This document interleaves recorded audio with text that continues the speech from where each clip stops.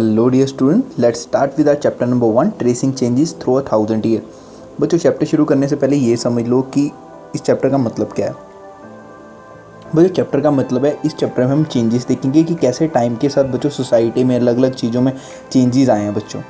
ठीक है, तो ये जो हम चेंजेस देखेंगे बच्चों, इसका टाइम पीरियड हम लेंगे, हम 1000 साल में चेंजेस देखेंगे कि 1000 साल में क्या चेंजेस आए हैं। जो हमारा टाइम पीरियड शुरू होगा बच्चों 700 से AD से लेके 1750 तक, ये तकरीबन 1 साल हो गया, 1 मिलेनियम हो गया।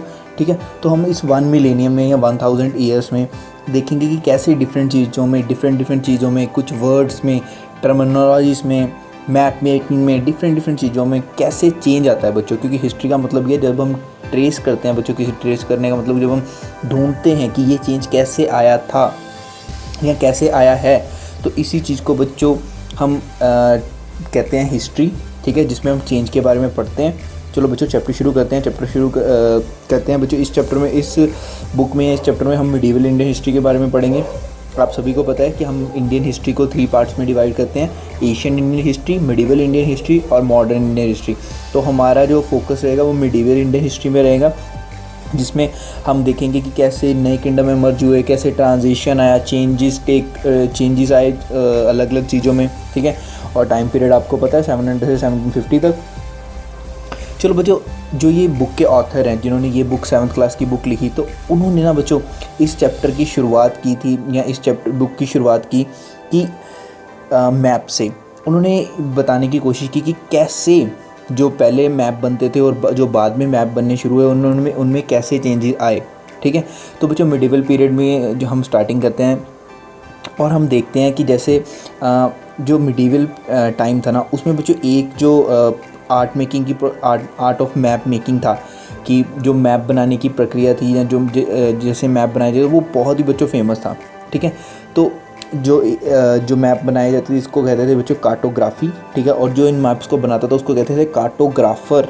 ठीक है, art of making map is known as cartography, और the person who is making this maps is known as cartographer.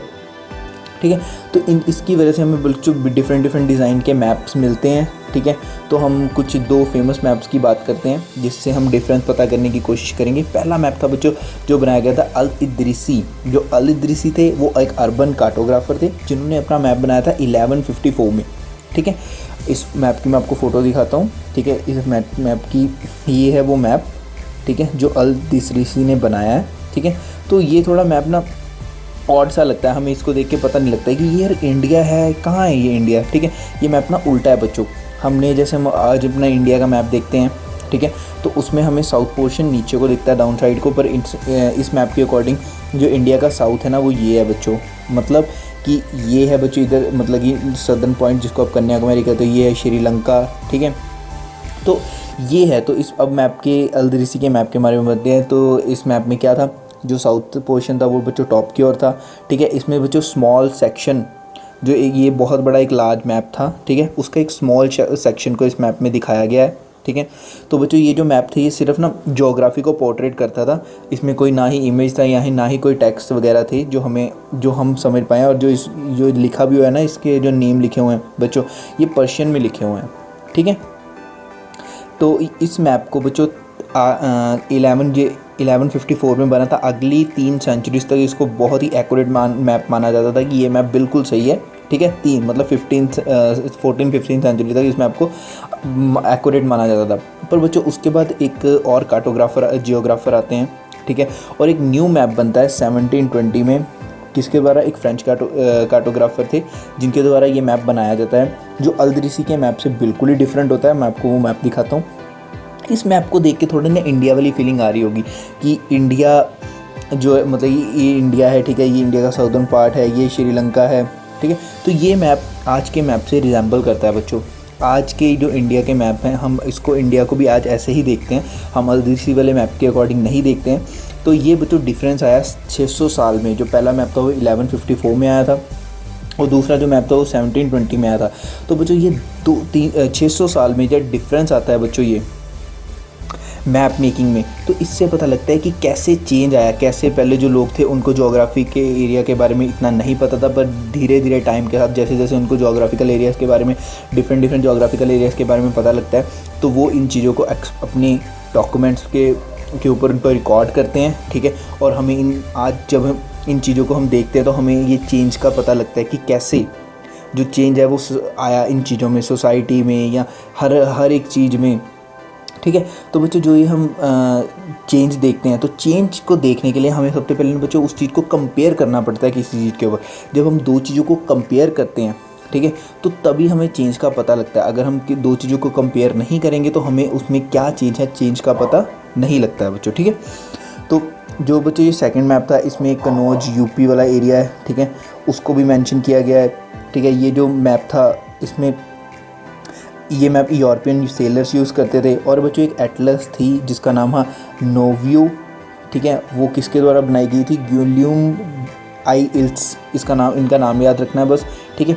अब बच्चों बात करते हैं, जैसे हमने देखा कि मैप में कैसे फ़र्क आया, ठीक है, पहले मैप में और सेकंड मैप में कितना फ़र्क था आपने देखा। अब हम बात करेंगे न्यू एंड ऑल टर्मिनोलॉजी की, कैसे बच्चों वर्ड्स के मीनिंग में, उनकी ग्रामर और अल्फ़ाबेट्स या मीनिंग में नहीं, कैसे उनकी मीनिंग में चेंज आ जाता है। सिर्फ उनकी ग्रामर नहीं बदलती है बच्चों, उनका मीनिंग ही बदल जाता है। कैसे बच्चों जो पुराने हिस्टोरियंस थे, ठीक है, तो वो इन्फॉर्मेशन को रिकॉर्ड करते हैं, तो हमें बहुत सारी हिस्टोरिकल रिकॉर्ड्स मिलते हैं जो डिफरेंट लैंग्वेज में हैं, ठीक है।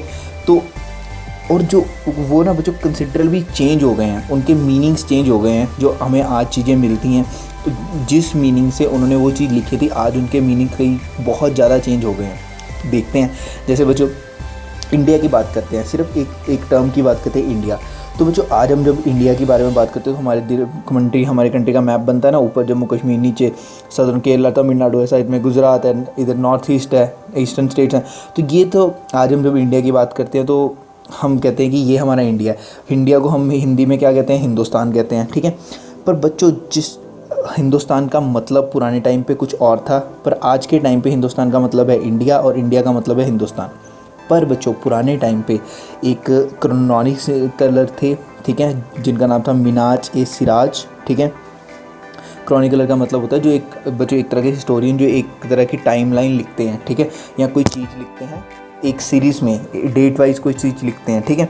तो बच्चों उनके अकॉर्डिंग जो हिंदुस्तान था ना, हिंदुस्तान का मतलब था वो एरिया, ठीक है, जो इंडिया के नॉर्थ पंजाब वाला एरिया है, जो, ठीक है बच्चों, हरियाणा वाला एरिया है, या फिर जो गंगा और यमुना रिवर के बीच वाला एरिया ना, उनके मतलब हिंदुस्तान का मतलब वो था। मतलब अगर हम पॉलिटिकली बात करें तो वो एरिया बच्चों जो मुग़ल और दिल्ली सल्तनत के अंडर था, तो उसी एरिया को हिंदुस्तान मानते थे। पर अब आज के टाइम पे हम हिंदुस्तान उसी एरिया को मानते हैं? नहीं बच्चों, आज के टाइम हम हिंदुस्तान पूरे के पूरे इंडिया को मानते हैं। जैसे बाबर था बच्चे, तो बाबर के अकॉर्डिंग हिंदुस्तान का मतलब पूरा का पूरा इंडिया नहीं था।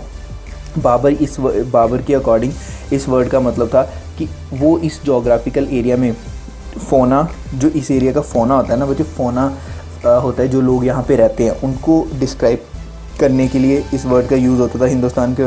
बच्चों जैसे अमीर खुसरो हैं, वो एक वर्ड यूज़ करते थे, हिंद। तो बच्चों ये डिफरेंट वर्ड से हमें पता लगता है कि कैसे इन वर्ड्स के आज मीनिंग चेंज हो गए हैं, ठीक है। कैसे ये इन वर्ड्स के मीनिंग चेंज हो गए, कैसे हिंदुस्तान का मतलब पहले कुछ और होता था, आज के टाइम हिंदुस्तान का मतलब कुछ और हो गया है, ठीक है। इंडिया हो गया है, इंडिया हमारा मतलब हमारी कंट्री बन गया, एक नेशन स्टेट बन गया है, ठीक है। तो एक और वर्ड का यूज़ करते हैं बच्चों, फॉरेनर। आज हम जब भी फॉरेनर के बारे में बात करते हैं तो हमारे अकॉर्डिंग ऑस्ट्रेलिया से जो इंडिया में है वो फॉरेनर है, ठीक है, जो अमेरिका से इंडिया में है वो फॉरेनर है। पर नहीं बच्चों, फॉरेनर का मतलब होता था, ठीक है, मिडिवल टाइम पे, कि जो पर्सन आपकी सोसाइटी या आपके कल्चर से बाहर से आता था आपके कल्चर में, तो हम उस पर्सन को फॉरेनर कहते थे, ठीक है। जैसे वो आपके गांव के बाहर से है तो वो आपके लिए फॉरेनर है, आपकी टेरिटरी के बाहर से है तो आपके लिए फॉरेनर है, आपकी सोसाइटी से बाहर के लिए तो आपके लिए फॉरेनर है, ठीक है। जैसे मान लो कि उस टाइम पे बच्चे जो सिटी ड्वेलर्स थे, जो लोग शहरों में रहते थे, उनके लिए फॉरेनर कौन से? विलेजर्स। तो अगर विलेजर्स उनके शहर में जा रहे हैं तो वो फॉरेनर्स, वो सिटी ड्वेलर के लिए फॉरेनर है। और जो बच्चों विलेजर्स थे, ठीक है, उनके लिए फॉरेनर्स कौन है? City dweller. अगर सिटी ड्वेलर विलेज में जा रहा है तो वो उसके लिए फॉरेनर है, ठीक है। पर देखो आज के टाइम के अकॉर्डिंग कैसे ये चीज़ें बदल रही हैं, कैसे इन चीज़ों के अंदर डिफरेंस आ रहा है बच्चों, ठीक है। बच्चों हमारा अगला टॉपिक है how we get know about the medieval time, हमें जो इस मिडेवल टाइम है इसके बारे में कैसे पता लगता है, हिस्टोरी कहाँ से पता लगता है बच्चों, हिस्टोरियन ने जो हमें बुक में मेंशन किया है, जो हमें बताया गया है, जिसके ऊपर वो लाइट डालते हैं। और कुछ सोर्सेज थे बच्चों, जैसे बच्चों जो हमें डिफरेंट सोर्सेज मिलते हैं उस टाइम के बच्चों, कॉइन्स मिलते हैं, इंस्क्रिप्शंस मिलती हैं बनी हुई, आर्किटेक्चर मिलते हैं, अलग अलग बिल्डिंग मिलती हैं, उनके रिमेन्स मिलते हैं। और बच्चों धीरे धीरे क्या हुआ मिडेवल टाइम में, जो ना पेपर का यूज़ ज़्यादा हो जाता है, ठीक है, पेपर की प्रोडक्शन ज़्यादा यूज़ होनी शुरू हो जाती है। तो क्या होता है बच्चों, पेपर ना चीप हो जाता है, ठीक है, ईज़िली अवेलेबल हो जाता है, मतलब कि उसके प्राइसेस कम हो जाते हैं। तो जब पेपर कम होगा बच्चों तो लोग पेपर का इस्तेमाल ज़्यादा करेंगे, तो पेपर का इस्तेमाल करेंगे तो वो क्या करेंगे बच्चों, वो लिखेंगे उसके ऊपर, है ना। तो बच्चों क्या होता है इस टाइम के ऊपर, मनुस्क्रिप्ट एक चीज़ आती है। मनुस्क्रिप्ट एक तरह की बुक है बच्चों जो हैंड रिटन लिखी जाती है, ठीक है, क्योंकि उस टाइम पे प्रिंटिंग प्रेस नहीं थी। तो ये जो बुक थी किनके द्वारा लिखी जाती थी बच्चों, ये स्क्रिप्ट्स के द्वारा लिखी जाती थी। वो बच्चों कॉपिस्ट होता है बच्चों, जो एक बुक को दूसरी मतलब एक बुक को देख के उसको दूसरे पेजेस के ऊपर कॉपी करता है, उसको कहते हैं हम स्क्रिप्ट, ठीक है। तो बच्चों उस टाइम पे ना दो फेमस हैंड राइटिंग्स होती थी, ठीक है, एक होती थी नास्तलिक और दूसरी होती थी शिकस्ती। जो बच्चों नास्तलिक होती थी ना वो बच्चों कर्सिव राइटिंग होती थी और ईजी होती थी लिखनी, पर जो शिकस्ती होती थी बच्चों इसको एकदम इकट्ठा करके लिखा जाता था, ये डेंस होती थी और काफ़ी डिफ़िकल्ट होती थी लिखने में, ठीक है। तो बच्चों हम आर्चीव्स की बात करते हैं। आर्चीव्स क्या होते हैं बच्चों, वो जगह जहाँ पे ये मनुस्क्रिप्ट रखी जाती थी, जहाँ पे स्टोर की जाती थी, उनको कहते थे आर्चीव। तो बच्चों जो चेंजेस थे ना ये अकर होते हैं, क्यों बच्चों, जब एक पर्सन दूसरे पर्सन की चीज़ को कॉपी करता है तो वो कुछ ना कुछ उसमें चेंजेस अपने आप करता है। आप मान लो कि आप अपने किसी फ्रेंड की कॉपी लेके आते हो अपना होमवर्क कंप्लीट करने के लिए, आपको कुछ चीज़ समझ नहीं लगती है तो आप क्या करते हो, उसको जैसे भी आपको समझ लगता है लिख देते हो। आपको चाहे उसका मतलब पता है नहीं पता है, जो आपको समझ लगा वो लिख देते हो। जैसे बच्चों एक टेक्स्ट से दूसरे टेक्स्ट को जब इस टाइम पे कॉपी किया जाता था तो बच्चों स्क्रिप्ट्स को कई चीज़ें नहीं समझ लगती थी, जो चीज़ उनको समझ लगती थी वो वैसे ही लिखते थे। तो धीरे धीरे बच्चों ये चीज़ें चेंज होनी शुरू हुई, इनकी एक टेक्स्ट से दूसरे टेक्स्ट में चेंज आना शुरू हुआ। जो इनका इनिशियल टेक्स्ट है बच्चों जो सबसे पहले आया हुआ था, और जो टेक्स्ट बाद में आया, टेक्स्ट बाद में आया, जो या बुक बाद में बनी है, जो मनुस्क्रिप्ट बाद में बनी, उसमें और लास्ट वाली मनुस्क्रिप्ट में बच्चों बहुत फ़र्क आ गया था, ठीक है। तो इसकी वजह से बच्चों हिस्टोरियंस को डिफरेंट मनुस्क्रिप्ट्स के वर्जन्स जो हैं उनको पढ़ना पड़ता है, उनको समझना पड़ता है, जिससे वो पता लगा सकें बच्चों इन चेंजेस के बारे में। क्योंकि मैंने आपको बताया था कि चेंजेस को ढूंढने के लिए आपको क्या करना पड़ता है, आपको बच्चों कंपैरिजन करना पड़ता है। तो एक और पर्सन है बच्चों ज़ियाउद्दीन बर्नी, ठीक है, इनके बारे में बात करते हैं बच्चों। ये भी एक क्रॉनिकल थे। तो बच्चों इनके दो क्रॉनिकल्स हैं, एक उन्होंने 1356 में लिखा और एक उन्होंने 1358 में लिखा है। पर जो बच्चों इनका जो फर्स्ट वाला क्रॉनिकल था ना 1356 वाला, इसके बारे में हमें पता ही नहीं था 1971 तक। क्यों? क्योंकि हमें इसकी एक्चुअल जो बच्चों टेक्स्ट थी या इनका क्रॉनिकल था हमें मिला ही नहीं। जब हमें बाद में जाके पता लगता है कि ये ज़ियाउद्दीन बर्नी का है तो हमें पता लगता है इन चीज़ों के बारे में कि कैसे ये जो चीज़ें हैं ये बनी, ये कैसे इनके अंदर चेंजेस आए, ठीक है बच्चों। तो ये था अभी तक का आपका lecture. Thank you so much for watching this lecture.